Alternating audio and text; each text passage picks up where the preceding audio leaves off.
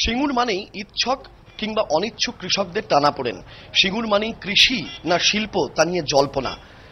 Supreme কোর্টের নির্দেশে সিঙ্গুরের জমি সিঙ্গুরের কৃষকদের হাতেই ফিরিয়ে দেওয়ার কথা হয়েছে এবং সেই মতন রাজ্য সরকার তৎপরতার সঙ্গে কাজ চালাচ্ছে জমি আবার আগের চরিত্রে নিয়ে এসে কৃষকদের ফিরিয়ে দেওয়া।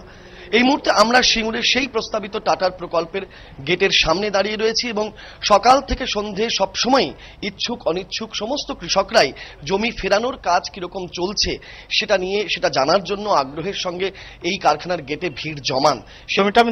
জমিটা দিইনি বা আমরা ভিডিও থেকে চেক নিইনি, এখনো পর্যন্ত আমরা চেক নিইনি। অনিচ্ছুক কৃষক দিদির রায় অনুযায়ী তখন দিদি যেভাবে আন্দোলন করেছিল এই আন্দোলনে সামিল হয়েছিলাম, সামিল হয়ে আমরা চেক নিইনি। আজকের দিনে দাঁড়িয়ে যখন এই জমি ফেরানোর প্রক্রিয়া চলছে তখন কি মনে করেন এই জমি ফেরত পাওয়ার পর কিছু করতে পারবেন, নাকি এখানে শিল্প হলে ভালো হতো না কৃষি ভালো? আমার নিজস্ব বক্তব্য অনুযায়ী এখানে যদি শিল্প হতো মনে হয় ভালো হতো। এবার ইচ্ছক অনিচ্ছক কৃষক অনেকেই আছেন, অনেকের মতভেদ আছে, কিন্তু আগামী দিনের প্রজন্মকে যদি আমরা লক্ষ্য করি মনে হয় শিল্প হলে ভালো হতো। তার সঙ্গে কৃষি জমিও বাঁচিয়ে রাখতে হবে।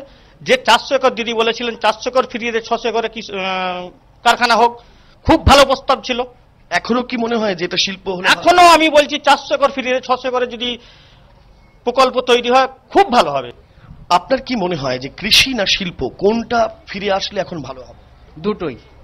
3 ফসলি জমিতে শিল্প হলে খুবই ভালো নয়, ঠিক আছে? যেগুলো খাস জমি বা যেগুলো এক ফসলি জমি সেগুলোতে শিল্প হলে ভালো হয়। দীর্ঘ 1 দশক কেটে গিয়েছে কিন্তু সিঙ্গুরে এখনো সেই কৃষি না শিল্প তা নিয়ে জল্পনা রয়ে গিয়েছে।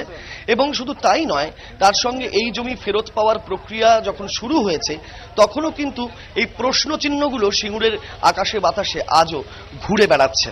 সিঙ্গুর থেকে ক্যামেরায় প্রবীর সামন্তর সঙ্গে রাজর্ষি দত্তগুপ্ত, এবিপি আনন্দ।